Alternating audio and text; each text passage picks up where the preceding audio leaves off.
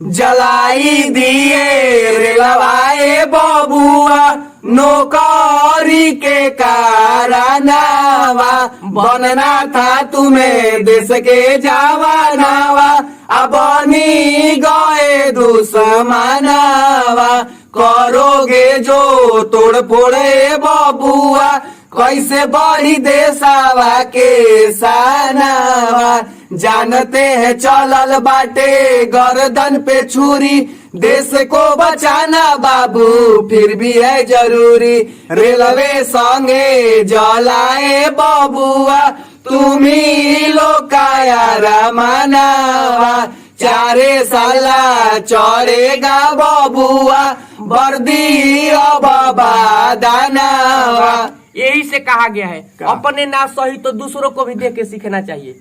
तुम लोग किसान वाला आंदोलन नहीं देखा था सब?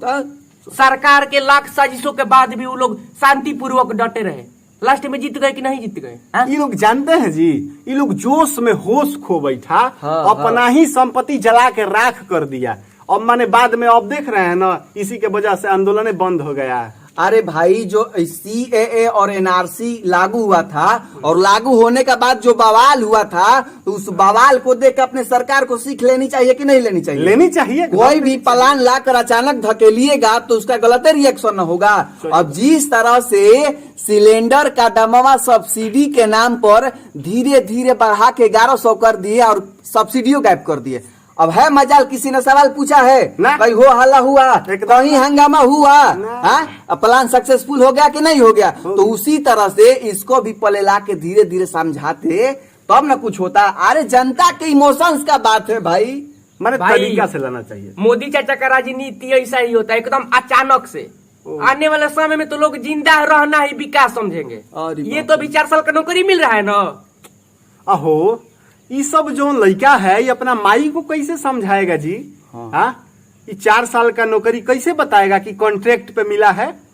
कहे कि ज्वाइनिंग आते ही माई लोग का सपना होता है कि जो मड़ई वाला घर है इसको पक्का का बनाना है।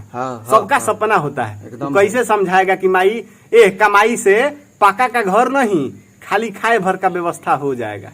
और माई को समझाना बड़ा मुश्किल है। लेकिन बबुआ एक बात है, 3-4 साल रिटायर आके 3-4 साल फिर से जब मेहनत होगा ना, फिर से जम के पढ़ाई होगा, तो अब का जाने नौकरी लग गया ना, तो दूसरे की नौकरी से पाका का घर, नौकरी के बाप का कर्जा, बाप का कर्जा उतर सकता है। अब तो 3-4 साल का तैयारी सिर्फ आर्मी का रिटायर जवान कहलाने के लिए करना है। ए भाई, तो देखिए आर्मी में लोग देश सेवा के लिए जाते हैं, पैसा के लिए नहीं। अच्छा सच तो एक बात बताइए, ये देश सेवा अमित शाह जैसे लड़कों के दिल में क्यों नहीं आता है? अमित शाह के लड़का के? हाँ, अमित शाह लड़का या जो बड़े बड़े लोग हैं ऐसे उन लोगों के सर पर ऐसा भूत काहे नहीं सवार होता है देशभक्ति का? अरे देश के साथ साथ परिवार भी तो है ना भाई, परिवार को भी तो संभालना है ना। और परिवार संभालने के लिए ये सब लड़का वहाँ अंधभक्ति और दलाली नहीं कर रहा है, कड़ा मेहनत करके अपना हक मांग रहा है और उसको आप लोग दबा रहे हैं। बड़ी मुश्किल है बाबू। ए भाई, तो हरियाणा सरकार रोजगार देगी, आरक्षण भी देगी अग्निवीरों को। हरियाणा सरकार रोजगार देगी? माने खाए के ठेकान न, नहाए के तड़का, ये कौन सा बात हुआ जी? अपने तो बेरोजगारी में पाकिस्तान का भी बाप बना बैठा है। अरे जो पहले हरियाणा में बेरोजगार बैठा है उसको रोजगार दो ना सर। अरे ये जो सरकारें हैं, सैनिक जो शहीद होते हैं उनके विधवाओं को पेंशन देने के लिए ऑफिस का दर दर भटकाती है, तो युवाओं को 4 साल के बाद पुनः रोजगार देगी ना? अरे भाई, तो क्या दिक्कत है? 23 से 24 साल की उम्र में लोग 12 लाख 13 लाख रुपया का मालिक हो जाएंगे। है कोई ऐसा नौजवान? तो मैंने एहसान कर रहा है सरकार का लड़कन पे। क्या जाने तुम भी भटक गया का? मैंने कोई एहसान है ही? मैंने 17 साल वाला नौकरी भरना, जितना मेहनत करना है 4 साल के लिए, तब दौड़ना है। बिना दौड़े नौकरी दे देंगे कि बिना रिटर्न निकाले? माने हमारा ही काट के हम ही को फायदा समझा रहे हैं। और 1.5 साल पहले आर्मी का फिजिकल और मेडिकल कराया गया और बार बार कोरोना के नाम पर एग्जाम को टाला गया और टालते टालते आज एग्जाम को ही रद्द कर दिया गया। अभी कहाँ का इंसाफ है बताइए? कैसा इंसाफ है?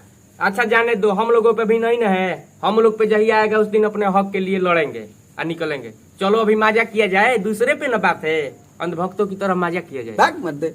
जय हिंद, जय भारत।